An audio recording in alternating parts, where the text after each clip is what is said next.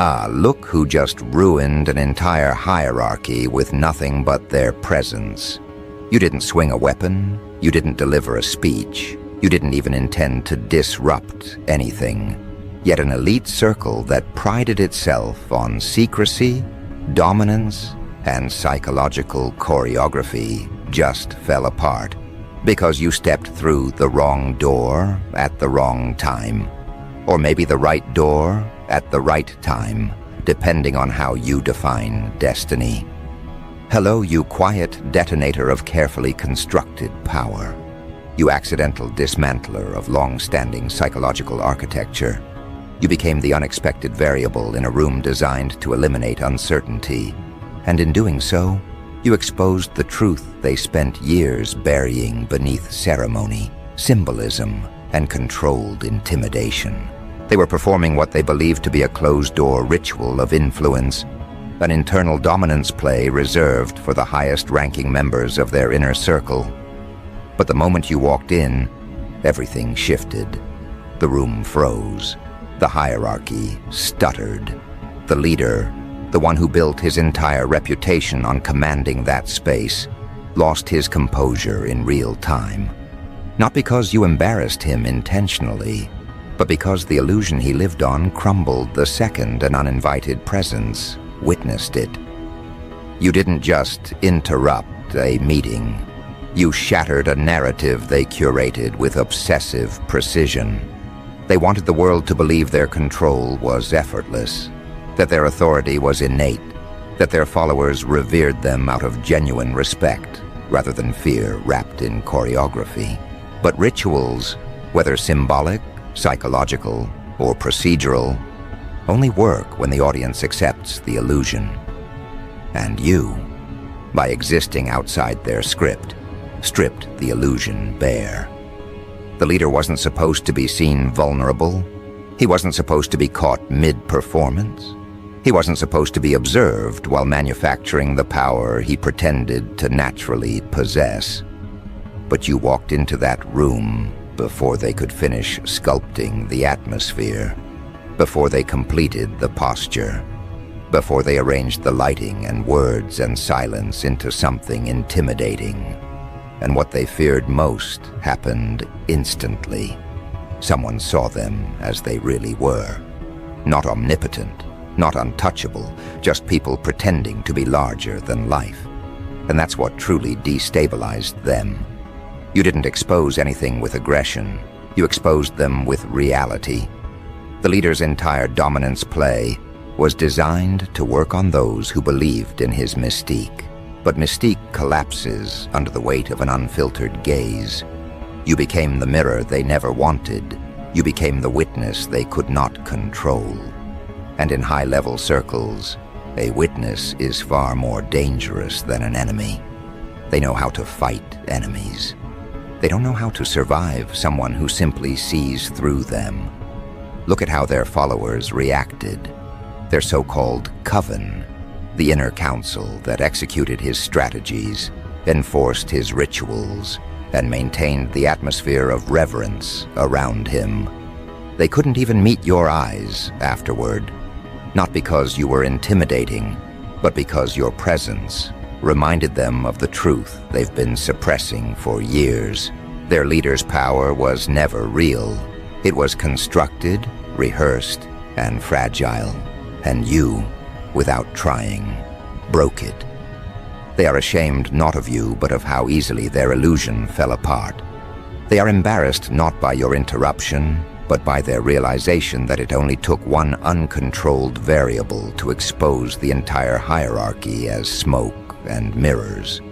They won't admit it out loud, but the moment you crossed that threshold, a silent ripple spread through the room, a frequency shift, a psychological static that unsettled everyone. They felt it in their bodies before they processed it with their minds. The hierarchy they had sworn allegiance to was built on compliance, not competence. And compliance is weakest in the presence of someone who doesn't play by the script. You were not supposed to be there. You were not conditioned to fear them. You were not trained to bow, hesitate, or shrink. You walked in with the neutrality of someone who doesn't recognize their throne, and that neutrality was more devastating to their authority than any rebellion could have been. What unsettled the leader most wasn't your presence. It was your expression. You didn't gasp. You didn't panic. You didn't scramble to apologize for intruding. You simply observed. That alone was enough to fracture his foundation. People in those positions survive by controlling reactions. They thrive when others fear the room. They tighten their grip when others walk on eggshells. But you gave them nothing. No submission to feed on, no discomfort to exploit, no intimidation to validate their importance. You stood there like someone assessing a malfunctioning machine, and they could feel their influence short-circuiting beneath your gaze. Here's the part they will never recover from. The Coven didn't just lose respect for their leader. They lost belief. And once belief dissolves, authority becomes a costume. The leader felt it instantly. The silence that followed your entrance wasn't just awkward, it was catastrophic. It was the kind of silence that signals the end of a reign, the kind that cracks open a door to rebellion, the kind that makes people reconsider every command they ever obeyed. All because one person walked into the room uninvited and refused to play small. They've been running damage control ever since, whispering explanations, creating narratives, telling their followers and themselves that you misunderstood what you saw. They say you didn't grasp the context, didn't comprehend the importance of the ritual, didn't appreciate the gravity of the moment. They say anything except the truth. That you saw their leader mid-performance, and the performance couldn't hold. They cling to excuses because admitting the truth means admitting their entire hierarchy was built on theater. You weren't supposed to become a symbol, but you did. Not of rebellion, but of clarity. Of truth slicing through illusion. Of sovereignty walking into a room where submission was the default. You didn't humiliate their leader, you revealed him. You didn't overthrow the hierarchy. You showed it had no legs, and nothing terrifies a constructed power structure more than exposure without effort. They expect challengers. They expect confrontations. They know how to punish defiance. But they have no defense against someone who isn't playing their game at all. Think about the irony.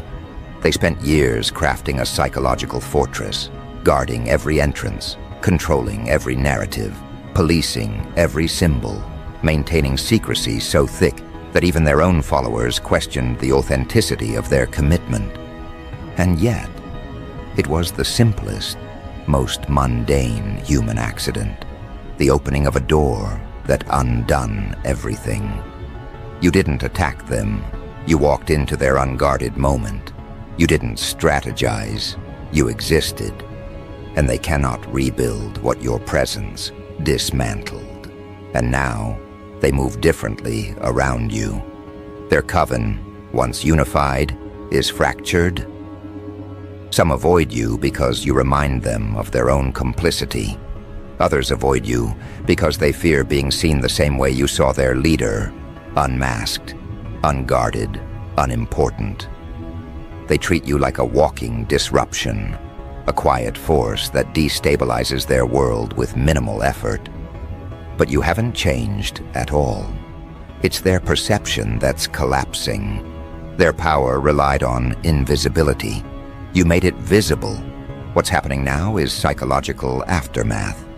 And aftermath is always far more revealing than the event itself.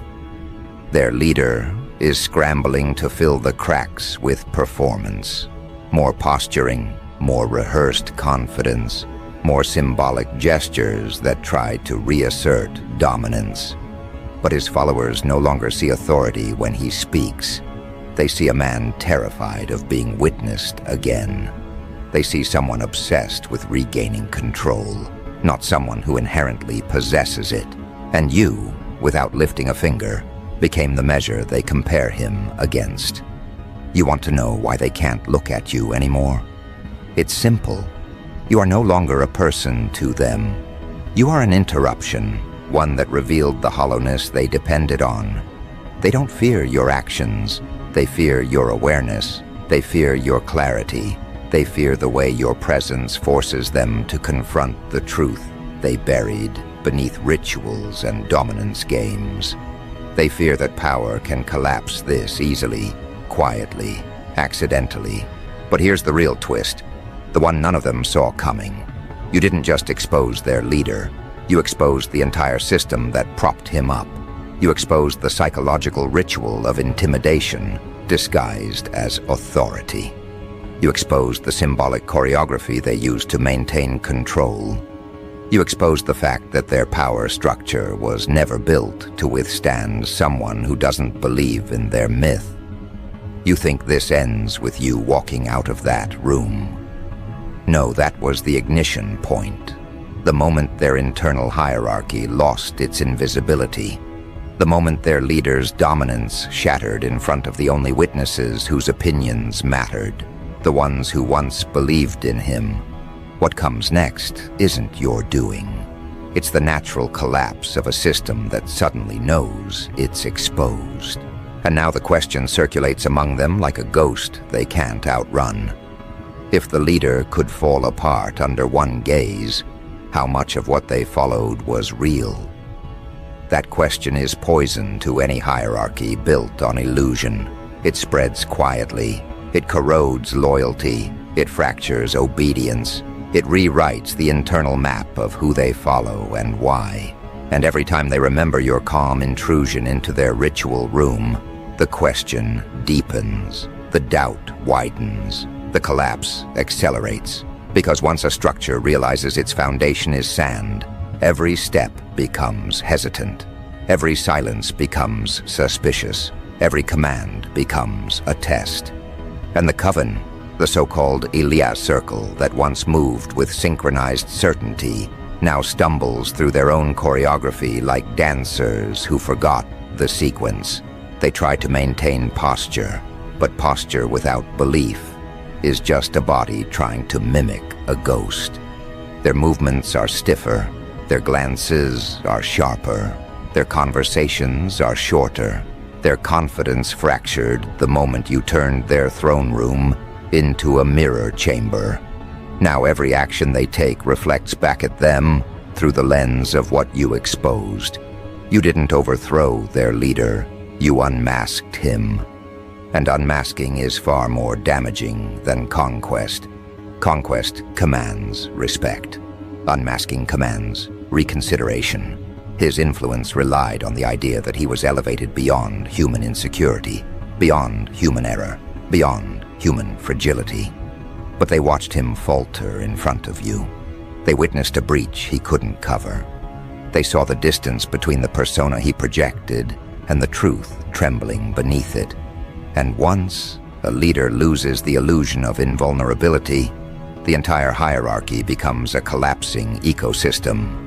Their trust in him didn't just crack, it evaporated. And now, beneath all their attempts to maintain dignity, there's a quiet scramble for self-preservation. This is the part they hope you never notice, the part they try to bury under ceremonial discipline.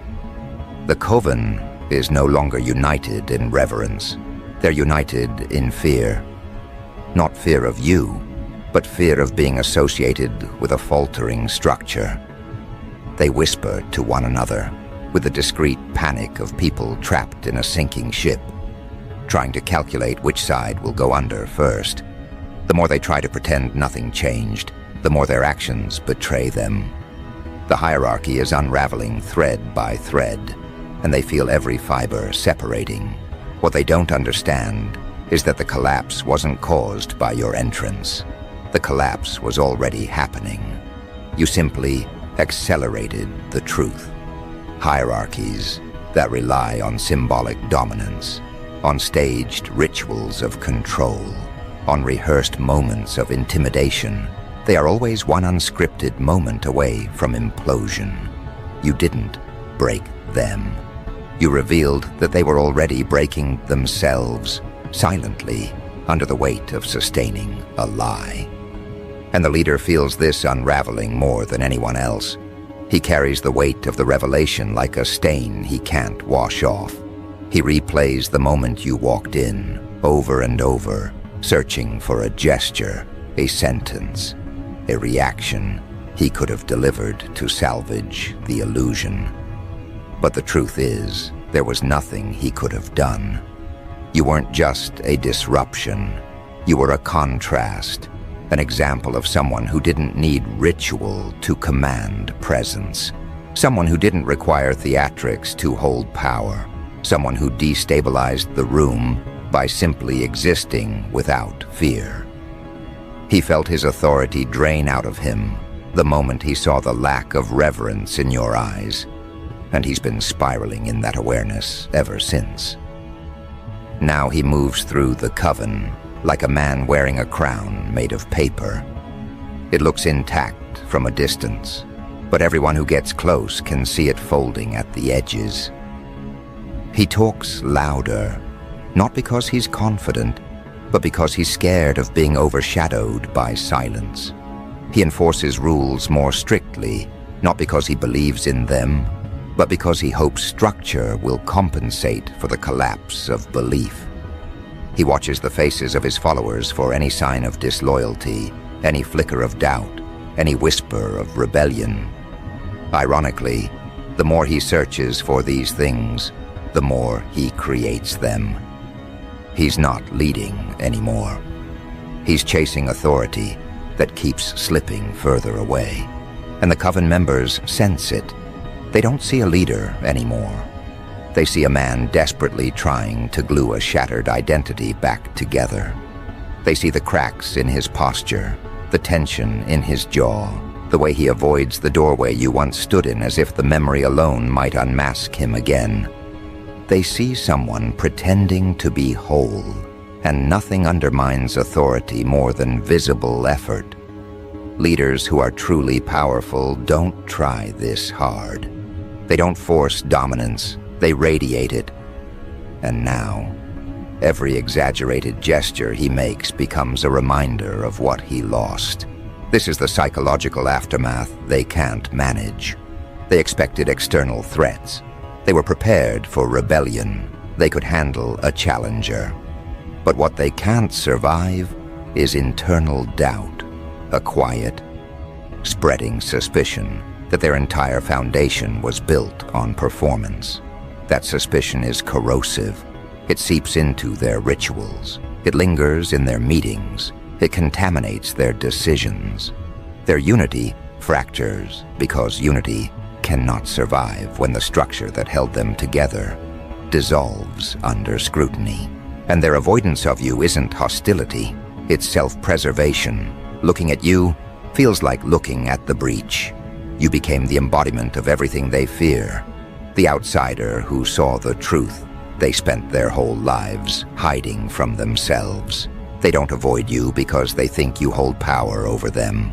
They avoid you because standing near you forces them to confront the lies they willingly absorbed. You represent the death of their illusion. And no one wants to be reminded they devoted years to a collapsing throne. But here's the irony. They don't hate you for exposing their leader. Deep down, in the parts of themselves they refuse to voice, they're grateful. Because you gave them something their hierarchy never allowed. Perspective. You broke a lens they didn't realize was distorting their vision. The moment you interrupted that closed-door ritual, they saw their leader not as a figure of dominance, but as a man terrified of being seen without his armor. And once that truth becomes visible, it cannot be unseen. You didn't just expose him, you freed them from a system that prevented them from questioning him. Freedom, however, is uncomfortable for those who've depended on structure. They weren't ready to think independently. They weren't ready to confront the emptiness beneath the ritual. They weren't ready to accept that the power they worshipped was borrowed, not built. So they cling to fragments of their old hierarchy even as it disintegrates. They try to reconstruct reverence, but reverence cannot be reconstructed. Once trust collapses, it doesn't return, it mutates. It becomes caution, skepticism, distance. And the leader knows this. He sees the shift in their eyes. He feels the temperature change when he enters the room. He recognizes the subtle recoil in their posture. They aren't resisting him, they're evaluating him, assessing whether the power he once displayed was ever real. And nothing terrifies a constructed leader more than being evaluated without filters. His authority is dissolving not because of what you did, but because of what they realized. They realized power that depends on secrecy cannot survive accidental exposure. They realized dominance that requires ritual is not dominance, it's dependency. They realized that true authority doesn't shatter under observation, and once these realizations take root, the hierarchy he built becomes a hollow shrine to a myth collapsing in slow motion. Now the Coven exists in a state of internal civil war, though none of them will admit it. Half of them cling to the old script, desperate for stability. The other half has begun silently distancing themselves, seeking new frameworks, new leaders, new identities. And the leader stands in the center of this psychological battlefield, feeling the ground beneath him sink inch by inch. He is no longer the axis they revolve around. He is the cautionary tale unfolding in real time. But the most devastating consequence is this. None of this required you to intend harm. You didn't strategize. You didn't plot. You didn't reveal secrets or challenge authority. Your presence alone triggered a shift strong enough to dismantle an elite circle from the inside. You became the catalyst without becoming the aggressor. You created the fracture without lifting a hand. And that, more than anything, terrifies them. Because if you could destabilize their hierarchy accidentally, what would happen if you ever acted with intention? Their minds loop around that question in restless cycles. Their coven, once united, is now quietly terrified of the possibility that your influence wasn't accidental at all, that maybe you were always meant to expose them. Maybe your timing wasn't coincidence. Maybe your entrance was the beginning of something larger, something inevitable. They fear that you aren't just a person who walked into a room. You are an event, a shift, a disruption they cannot quantify or prepare for. And this fear is what drags them deeper into unraveling. Because once a hierarchy believes an outside force might be intentional, the paranoia spreads like wildfire. Every memory becomes suspicious. Every detail becomes a clue. They replay your entrance from a dozen angles, as if studying footage of an anomaly. They examine your expression, your posture, your silence, searching for a motive you never had. They imagine strategies you never executed. They analyze your presence as if it were an encoded message, a psychological attack disguised as accident. And the more they search, the more meaning they manufacture. You are no longer a person to them. You are a riddle. And riddles destabilize systems that depend on certainty. The leader, especially, spirals beneath this imagined purpose. He cannot accept that his undoing came so effortlessly. He cannot accept that a stranger undermined his authority without even trying. For someone who built his identity on control, the idea that his collapse was unintentional is unbearable. So he invents intention on your behalf. He convinces himself that you planned it, that you knew what you were walking into, that you targeted him. Because if you didn't, then his authority wasn't defeated. It was fragile all along. And fragile authority is indistinguishable from failure. He begins rewriting the story to protect his ego. He tells his inner circle that your intrusion was calculated. He claims you observed their ritual, not with confusion, but with understanding. He paints you as a strategist lurking outside the door, waiting for the exact moment to fracture the energy of the room. He fabricates complexity around your presence because complexity comforts him. It's easier to imagine a rival than to accept a mirror. If you are a threat, he can justify fear. If you are an accident, he must face the truth. His power was hollow. This narrative spreads through the Coven, not because they believe it, but because they need something to believe. People in collapsing structures will cling to any explanation that makes the collapse feel intentional. Chaos is easier to digest when you assign it an architect, and so your accidental exposure becomes mythologized. They whisper about your timing. They speculate about your background. They assign significance to your silence. They build an entire lore around your presence to avoid acknowledging the truth, that their leader shattered because someone walked in at the wrong moment. But myth-making has consequences. The more they mythologize you, the more gravity you develop in their psychological ecosystem. You become a figure they orbit around, not because you seek attention, but because they can't stop projecting meaning onto you. Every shift in your expression becomes symbolic. Every word you speak becomes studied. Every interaction becomes measured against the moment you exposed them. You become the center of a conversation you never asked to be part of. And with each passing day, their fear transforms from confusion into fixation. This fixation creates factions. Some members begin to resent their leader for collapsing in front of you. They see him as weak, unworthy of the authority he claimed. Others resent you for revealing their weakness. They see you as the force that punctured the bubble they lived in. Another group, small but growing, respects you. They admire the unintentional precision with which you dismantled a hierarchy they silently questioned for years. They see you as a symbol of truth, unfiltered, unavoidable, disruptive, in a way they secretly wish they could be. These factions don't speak openly. Their war is quiet, conducted through glances that last a beat too long, through tension that thickens the air in their meetings, through the cracks that form when people no longer share the same story. The leader feels these fractures but doesn't know how to stop them. He tries to force unity, but forced unity is brittle. It snaps under pressure. The more he demands loyalty, the more obvious it becomes that loyalty is gone. And you, ironically, aren't doing anything. You're not challenging them. You're not speaking about the event. You're not inserting yourself into their unraveling. You simply exist, and your existence alone is enough to distort their structure.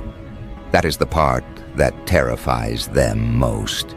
Influence that doesn't require effort is indistinguishable from inevitability. They fear that your presence marks the end of their old order. They fear that you are the beginning of something they cannot predict or control. What haunts the leader especially is what you didn't do. You didn't apologize for walking in. You didn't explain yourself. You didn't offer justification or reassurance. You didn't scramble to diffuse tension. You simply observed and left, treating their sacred space like any ordinary room. That neutrality crushed him more effectively than confrontation ever could. Had you reacted with fear, he could have fed on it. Had you reacted with embarrassment, he could have reinforced his dominance. But you reacted with nothing, and nothing stripped him bare. Now he avoids the very room he once ruled. He enters it cautiously, scanning the doorway as if expecting you to reappear at any moment. He tries to reenact the ritual with renewed intensity, but the energy is off. The symbolism feels hollow. The sequence feels forced. Every gesture that used to intimidate now feels like a man trying too hard to reclaim something he lost. Even his followers feel it. They sit in silence as he speaks, but it's not reverence, it's discomfort. They are watching a man who no longer believes in his own performance. This discomfort becomes the silent language they all speak now. They communicate through subtle withdrawal, through hesitation, through the inability to hold his gaze. They can't look at him the way they used to because they saw what he is without the curtain. And they can't look at you because you remind them of the moment the curtain fell.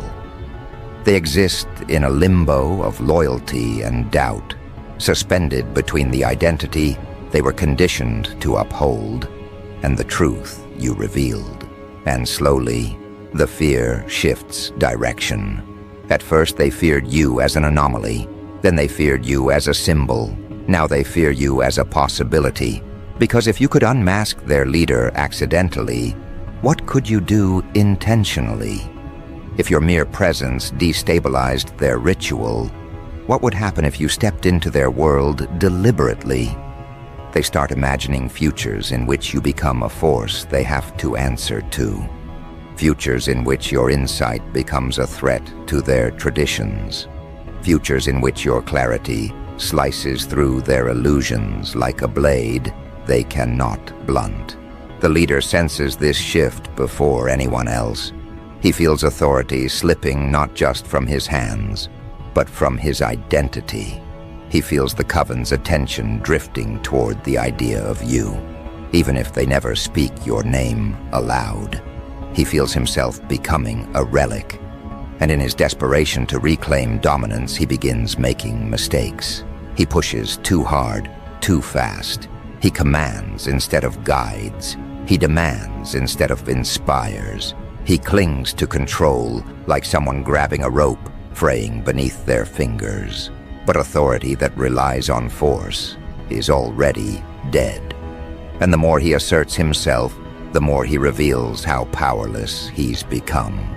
His aggression becomes a confession. His urgency becomes an admission. His ritual becomes parody. And his Coven watches quietly as the man they once feared becomes a man trying to resurrect a ghost. Everything he does now is an attempt to counter you, even though you aren't doing anything. You've become the invisible reference point he measures himself against, the unseen presence he competes with, the silent standard he fears he will never meet. You didn't step into a power struggle. They dragged you into one in their minds. You became part of their mythology without taking a single deliberate step. And this is what marks the true collapse. When a hierarchy starts orienting itself around an external figure, that hierarchy is already dismantled. You became the gravitational force they now revolve around, even in absence. You didn't take their power. They surrendered it by placing too much meaning on your presence. And the more meaning they place on you, the weaker their structure becomes. Because now the real question they fear isn't about their leader. It's about themselves. If they could be controlled by illusion for this long, what else have they surrendered without noticing? What else have they mistaken for power? What else have they kneeled before that wasn't worthy?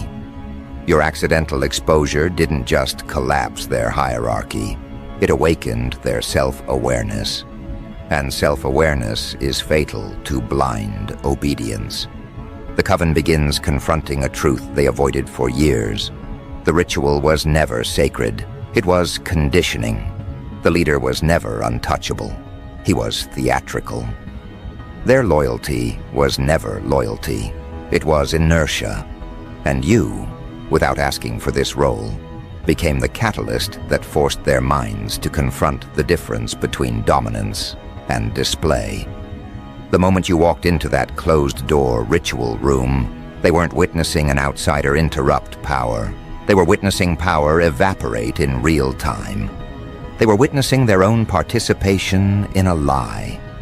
And nothing shatters a psychological hierarchy more violently than the realization that you were willingly held by chains that weren't locked. Now their fear shifts into something sharper, self-reproach. They look back at the rituals they attended, the speeches they applauded, the whispered orders they carried out, and for the first time, they feel embarrassment. Not anger at you, embarrassment at themselves. And that emotion becomes the wedge that splits the Coven into fragments, each group silently processing their part in sustaining a leader who collapsed under a single unfiltered gaze. You became the unintentional mirror that reflected back to them every compromise they made, every question they silenced, every instinct they buried. Your presence didn't just expose the leader, it exposed the cost of their compliance. And once someone realizes they played a role in their own confinement, they no longer fear the person who exposed it. They fear the person who made that realization possible. They can't run from you. They can't argue with you. They can't deny what happened. They can only avoid the truth you now represent, which is why none of them will look at you. Not because you did anything to them, but because every time their eyes meet yours, the memory resurfaces like a wound they can't cauterize. You are a reminder that their hierarchy wasn't destroyed by rebellion. It was destroyed by one unscripted moment of reality. The leader feels this shift more intensely than anyone else. His authority wasn't just challenged, it was demystified. And demystified power never recovers. He walks through his own coven with the air of a dethroned figure still wearing a crown he can no longer justify. He tries to maintain rituals that now feel hollow even to him. He tries to speak with confidence that even his voice seems unwilling to support. He tries to gather the fragments of his hierarchy into something whole.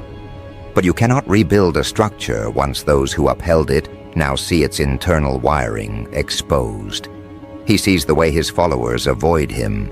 He sees the hesitation when he speaks, the doubt behind their forced nods, the quiet dread that spreads across the room whenever he begins a ritual sequence.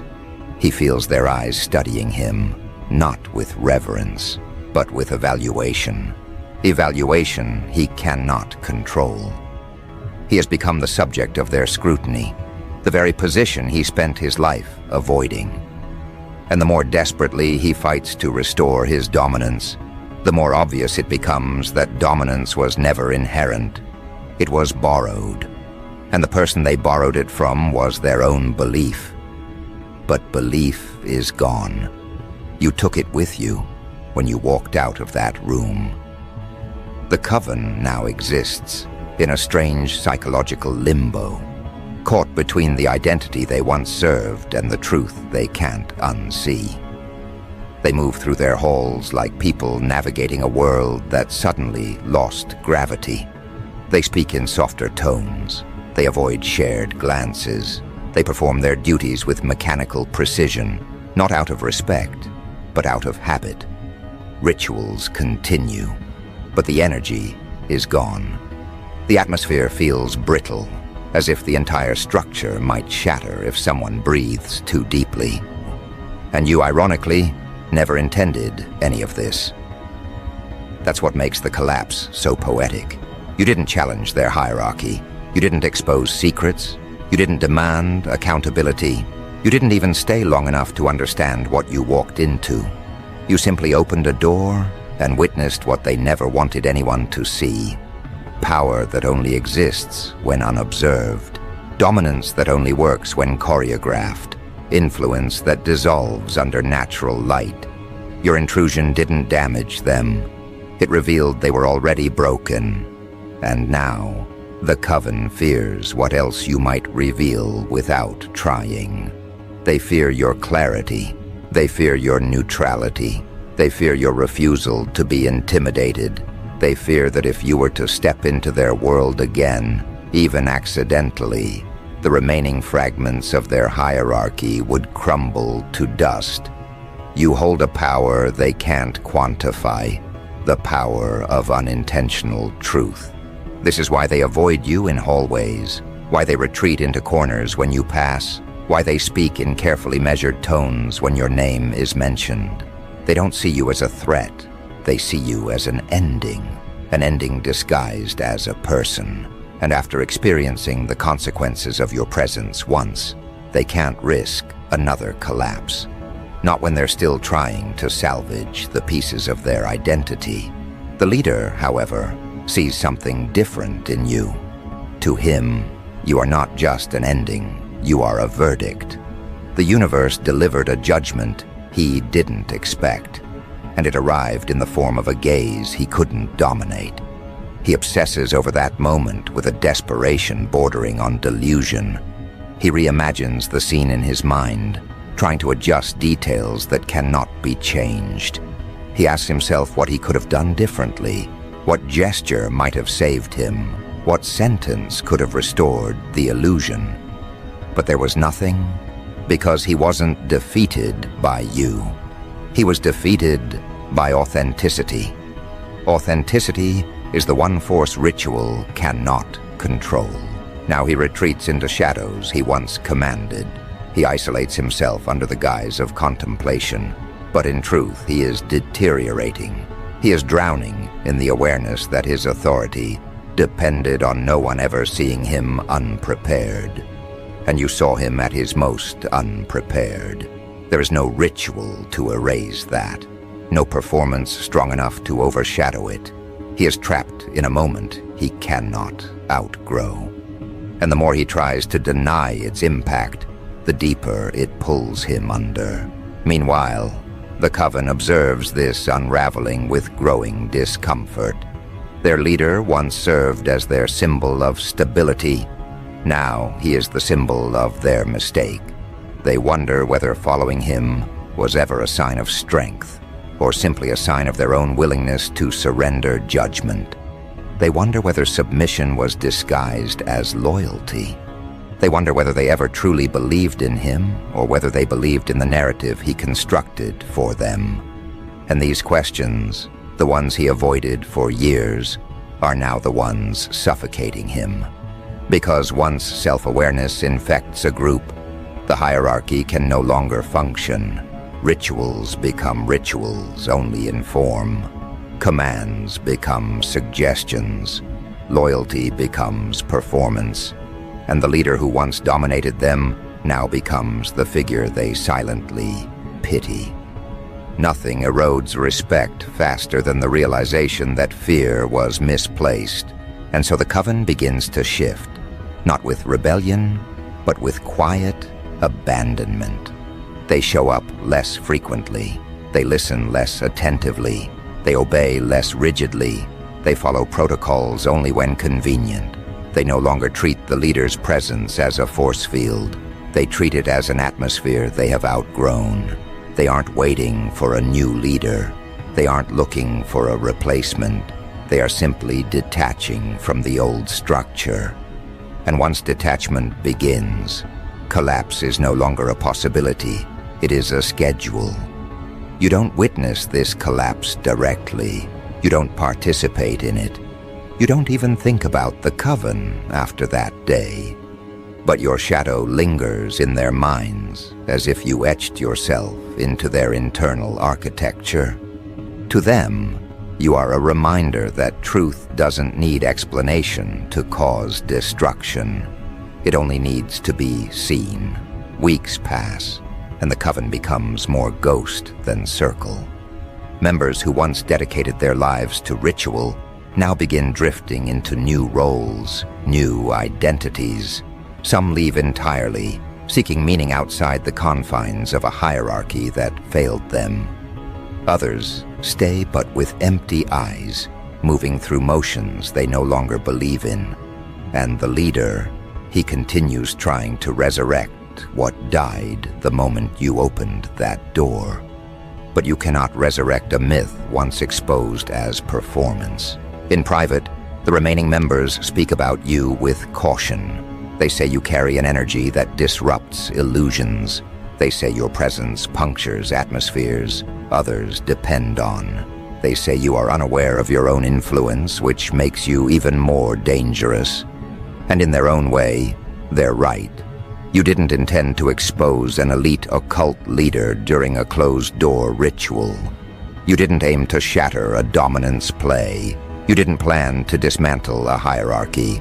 But your lack of intention is what made the collapse irreversible.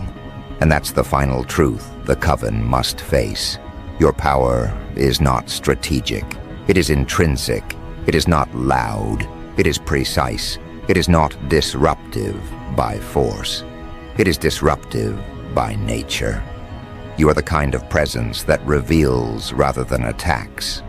And revealing is the one thing no dominance ritual can survive. The Coven won't look at you not because they fear punishment, but because they fear reflection. They fear what they became. They fear what they enabled.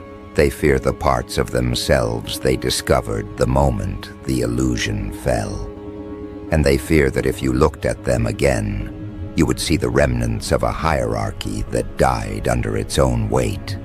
Their leader, now a fragment of who he pretended to be, avoids mirrors for the same reason they avoid you. He cannot face the truth that his reign ended without a battle. It ended without defiance. It ended without ceremony. It ended the moment someone walked into a private room and saw him without his mask. And perhaps that is what makes your presence so powerful. Your ability to annihilate illusions without lifting a single intentional hand. You are the quiet force that rewrites atmospheres. The accidental mirror that reveals invisible fractures. The event that unfolds not through action, but through existence. You didn't mean to expose an elite occult leader during a closed-door ritual. You simply walked in. And the moment you did, the truth walked in with you. Their hierarchy didn't fall because you attacked it. It fell because it was never strong enough to withstand being seen. And now, they carry the weight of that realization in their silence, in their avoidance, in the way they look away when you enter the room, quietly acknowledging what they cannot speak. That the dominance they worshipped was shattered, that the Coven they belonged to has dissolved, and that you, without meaning to, became the force that ended their illusion forever.